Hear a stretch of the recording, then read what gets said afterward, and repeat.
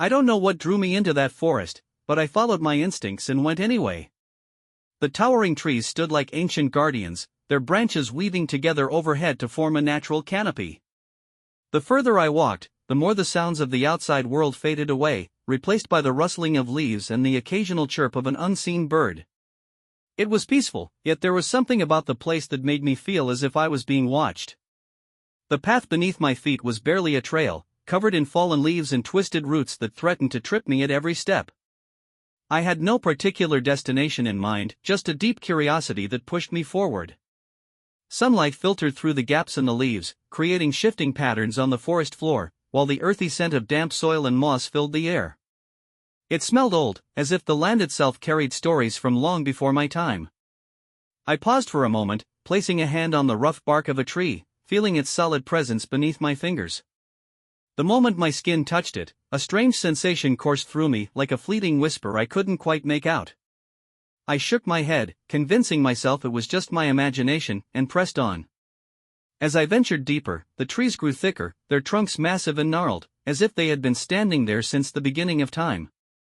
The undergrowth became denser, the air heavier, almost electric. It was as if I had crossed some invisible threshold into a place untouched by time. That feeling of being watched hadn't left me, it had only grown stronger.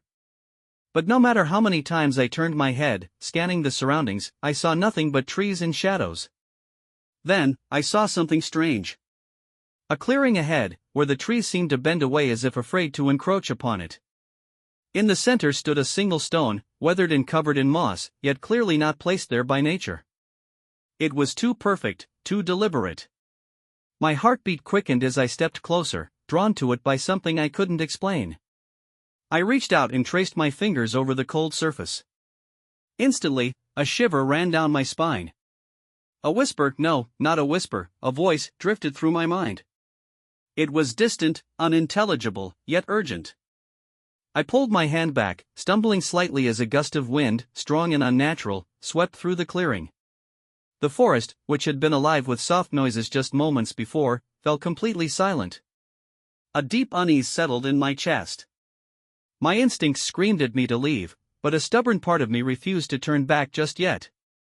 I circled the stone, searching for some kind of inscription, but the moss concealed whatever markings might have been there. Then, the feeling of being watched became undeniable. I whipped my head around, heart pounding. The trees stood still. The shadows remained where they were. Yet, someone was there. Just out of sight. I took a deep breath, steadying myself. Whatever had led me here, I wasn't sure I wanted to know its intentions anymore. Slowly, I backed away from the clearing, my pulse racing. As soon as I stepped beyond its edge, the sounds of the forest returned, the birds, the rustling leaves, even the distant creaking of trees in the wind. I didn't look back. I didn't need to. I knew something was still there, watching, waiting. And I knew that if I ever returned, I might not be so lucky the next time. I made my way back through the forest, my mind racing with questions I couldn't answer. The weight of unseen eyes still pressed against my back, but I resisted the urge to run. It felt like if I acknowledged my fear too much, whatever lurked in the shadows might take it as an invitation. The moment I stepped out of the tree line and onto the edge of a gravel path, I exhaled a breath I hadn't realized I was holding. The oppressive weight lifted, and the sounds of the world returned in full force, the distant hum of cars, the whisper of wind through the trees, and the call of birds that had seemed absent deeper in the woods. I had no idea what I had stumbled upon, but I knew one thing for certain: I wasn't the first to find that stone. And I wouldn't be the last. That night, I barely slept. Every time I closed my eyes, I saw that clearing, that moss-covered stone, and felt the whisper of something just beyond my grasp. It wasn't just fear that kept me awake, it was curiosity.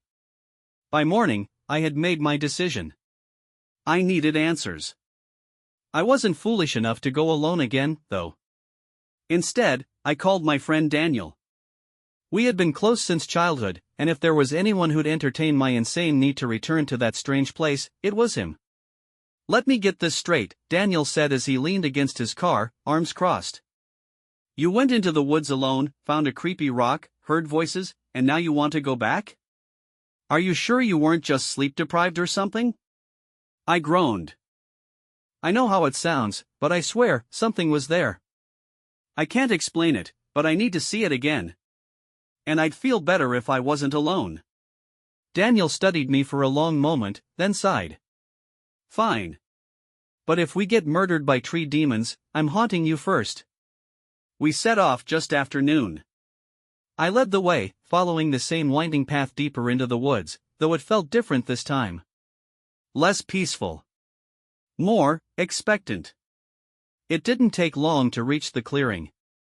The moment we stepped inside, Daniel swore under his breath. That thing gives me the creeps, he muttered, eyeing the stone. I nodded, stepping closer. The moss still clung to its surface, but something was different. My heart pounded as I brushed the green away, revealing markings beneath. Symbols. Strange, twisting characters that I didn't recognize. What the hell is that? Daniel asked, stepping beside me. Before I could answer, a sound low, almost a murmur, rose around us. The whisper I had heard before returned, but this time, it wasn't alone. Multiple voices intertwined, overlapping, speaking in a language I didn't understand. Then the wind came. A powerful gust swept through the clearing, sending leaves spiraling around us. The trees groaned, their branches twisting unnaturally. Daniel grabbed my arm. We need to leave. Now. But something stopped me. A flicker of movement at the edge of the clearing. A woman. She stood just beyond the tree line, half hidden in the shadows. Her dark hair cascaded over her shoulders, her eyes locked onto mine. She was dressed strangely, like she belonged to another time, her long cloak blending with the dim forest behind her. Then she stepped forward. The wind died instantly, and the voices ceased. The only sound was the hammering of my heartbeat. Who are you? I managed to ask, my voice hoarse. She tilted her head slightly, as if considering me. Then she spoke. You should not have come back. Her voice was soft, yet there was a sharpness to it, a warning laced within each syllable. Daniel tightened his grip on my arm. Okay, that's it. We're leaving. The woman shook her head. It is too late. A deep, guttural growl echoed from the trees. My blood ran cold. I turned my head just in time to see the shadows move.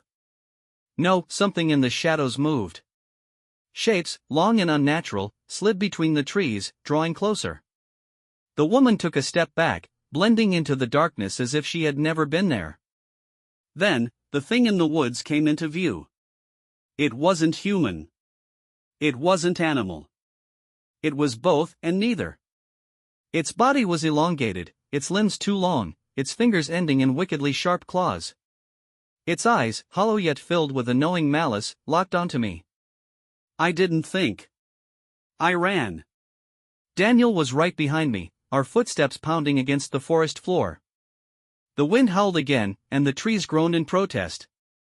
Whatever that thing was, it was following. I could hear it, its movements were wrong, distorted, as if it didn't follow the same rules of motion that we did. The exit was close. I could see the break in the trees, the golden light beyond it. We just had to make it a few more steps. A screech tore through the air, piercing and unnatural. My ears rang, and for a terrifying second, my vision blurred. Daniel grabbed my wrist and yanked me forward, half dragging me as we stumbled out of the woods and onto the gravel path. The moment we crossed the threshold, the sound stopped. The wind died. The trees stilled. The silence after we crossed the threshold was deafening. Daniel and I stood on the gravel path, panting, hearts racing. The forest loomed behind us, still and unmoving, as if the chaos from moments ago had never happened. I glanced at Daniel, his face pale and drawn. What the hell was that? He gasped, doubling over to catch his breath. I swallowed hard, shaking my head. I don't know. But we're not going back. Daniel gave a weak chuckle. No arguments there. We got into his car without another word, speeding away from the tree line, but the weight of unseen eyes still pressed on me. I couldn't shake the feeling that something had followed us or was waiting for us to return. That night, sleep was impossible. Every time I closed my eyes, I saw the woman's piercing gaze, the unnatural shapes shifting in the trees, and the whispers that had wormed their way into my mind. When my phone buzzed on the nightstand, I nearly jumped out of my skin. "Daniel." "Yeah?" I answered, rubbing my eyes. "Couldn't sleep," he admitted. "Every time I try, I hear those voices." A chill ran through me. "You hear them now?" He hesitated. "No. But it's like they're still there, just at the edge of my mind." We sat in silence for a moment before he spoke again. "Look. I know we said we're not going back, but..." I closed my eyes, knowing where this was going. "But what?" "But I did some digging." I sat up straighter. "What kind of digging?" Daniel sighed. "I couldn't let it go. I found an old local forum, people talking about strange occurrences in those woods. Missing hikers, weird symbols, flickering lights at night. It goes back decades." My stomach tightened. "And the stone?" "That's the thing. Someone posted about it years ago. A guy named Richard Harper claimed he found a stone just like ours, covered in moss, with strange symbols. He said it was a marker, something old. But then he stopped posting. Just vanished." A heavy silence hung between us.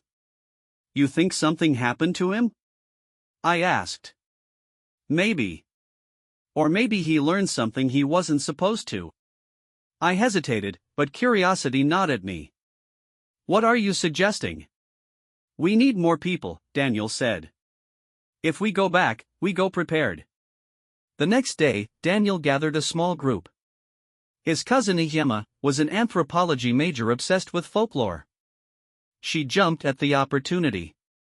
Then there was Kyle, Daniel's coworker, an ex-military survivalist. He didn't believe in ghosts, but he did believe in being prepared. Lastly, we had Lily, Emma's friend, a skeptic who wanted to debunk whatever we found. We met at Daniel's house, poring over old maps and the few scattered notes from Richard Harper's forum posts. "The symbols might be runes," Emma said, tracing a finger over a printed photo Daniel had found online. "But they don't match any language I recognize." Kyle leaned back, arms crossed. "If this place is dangerous, we go unarmed." "We're not shooting anything," Lily said, rolling her eyes. Kyle shrugged. "We don't know what's out there." "Better safe than sorry." I sighed. "All right. We go in the morning." First light. The forest felt different this time. The six of us moved carefully, stepping over roots and pushing aside low-hanging branches. Kyle led the way, a machete strapped to his back. Emma carried a notepad, scribbling notes on the flora and carvings on trees. Daniel and I exchanged uneasy glances as we neared the clearing. The moment we stepped in, the air shifted. Heavy. Charged. The stone stood in the center, its markings clearer now, almost as if they had been freshly carved. Lily scoffed. "Looks like someone's idea of a prank." Before I could respond, Emma gasped. "Look at this." She knelt, brushing away dirt near the base of the stone. More symbols, partially buried. "Help me clear this." We worked quickly, revealing a larger section of carved rock. A circular pattern, twisting lines connecting different shapes. Then I saw it, two figures at the bottom, standing at the edge of a forest. Watching something in the trees. Just like us. A sudden gust of wind blasted through the clearing. The whispers returned, louder this time. "Urgent." Kyle tensed, hand on his knife. "We need to move." Then we saw her. The woman from before, standing at the edge of the clearing. But she wasn't alone. Figures moved in the shadows. Tall. Twisted. Wrong. The whispering became a chant. The air pulsed with energy, and the trees groaned. Emma clutched my arm. "We shouldn't be here." The woman stepped forward. "You were warned." A terrible screech filled the air. The creatures surged from the trees. We ran. Branches tore at my arms, roots threatened to trip me. Kyle shouted something, but it was lost in the chaos. Daniel pulled Emma forward as she stumbled. The clearing was vanishing behind us, but the creatures weren't stopping. Then, a bright light erupted behind us. A blinding flash that turned night into day. The whispers turned to screams. Then silence. I gasped, blinking away spots from my vision. The forest had returned to its eerie stillness. The woman was gone. The creatures were gone. Only the stone remained, untouched. Lily panted. What just happened? Kyle exhaled sharply. I don't know. But I'm not coming back to find out. We stumbled back to the car in silence, too shaken to speak. The world outside the forest felt different, lighter, safer. But as I looked back at the tree line, I knew it wasn't over. The stone, the whispers, the figures in the shadows. They were waiting. And something told me we had only scratched the surface of the truth.